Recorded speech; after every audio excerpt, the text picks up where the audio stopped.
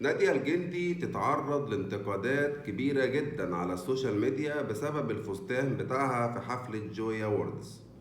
تعال اقول لك ايه اللي حصل. الانتقادات اللي تعرضتها الفنانة نادية الجندي بسبب الفستان الغريب بصراحة اللي هي لبسته في الحفلة.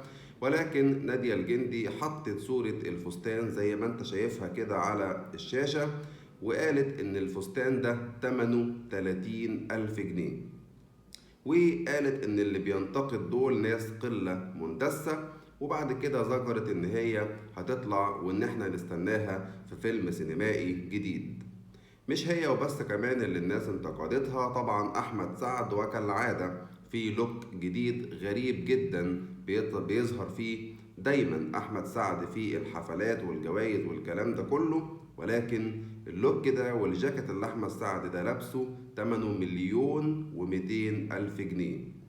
رقم غريب جدا. ولكن احمد سعد كالعادة بينتقد دايما في الحفلات وفي اللبس الغريب اللي بيظهر بيه.